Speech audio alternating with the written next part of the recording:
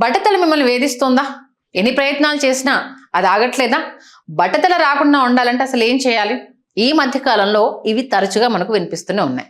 చిన్న వయసులోనే జుట్టు పల్చగా మారిపోవడం, హెయిర్ ఫాల్ పెరిగిపోవడం ఇప్పుడు చాలా కామన్ సమస్య అయిపోయింది. అంటే stress, unhealthy food habits, pollution, ఇలా కారణాలు అనేక ఉన్న హెయిర్ రూట్స్ అనేది బలహీనంగా మారిపోతున్నాయి. కానీ ఇంట్లోనే చేసే ఒక న్యాచురల్ రెమెడీ ఇప్పుడు చాలా మంది ట్రై చేస్తున్నారు.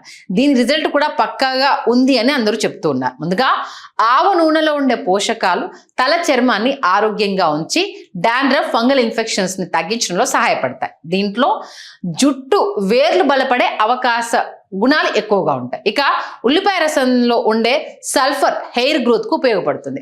ఆవ నూనెలో కొద్దిగా ఉల్లిపాయ రసం కలిపి తలకు రాస్తే జుట్టు రాలడం తగ్గుతుందని చాలా మంది పరిశోధకులు చెప్తున్నారు. ఇంకా దీంతో పాటు కరివేపాకు కూడా జుట్టుకు చాలా మంచిది. ఇందులో ఐరన్, కరివేపాకు కూడా జుట్టుకు చాలా మంచిదని చాలా మంది చెప్తూ ఉంటారు. ఇందులో ఐరన్, ఫాస్ఫరస్ వంటి పోషకాలు ఉండి జుట్టు నల్లగా ఆరోగ్యంగా ఉండేందుకు సహాయపడతాయి.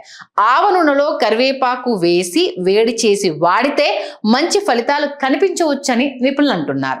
అయితే ఇవి నేచురల్ రెమెడీస్ మాత్రమే. ఫలితాలు వ్యక్తికి మారుతూ ఉంటాయి. అంటే వారి హెయిర్కి సంబంధించి, ఆ మెటబాలిజానికి సంబంధించి డిపెండ్ అయి ఉంటుంది. కొందరిది డ్రై హెయిర్ ఉంటుంది, కొందరిది ఆయిలీ హెయిర్ ఉంటుంది, కొందరి వంశపారంపర్యంగా వాళ్ళ ఇంట్లో హెయిర్ గ్రోత్ లేకపోవడం, ఇలాంటి అనేక అంశాలు ఉంటాయి. కాబట్టి వ్యక్తిని బట్టి మారుతూ ఉంటాయి.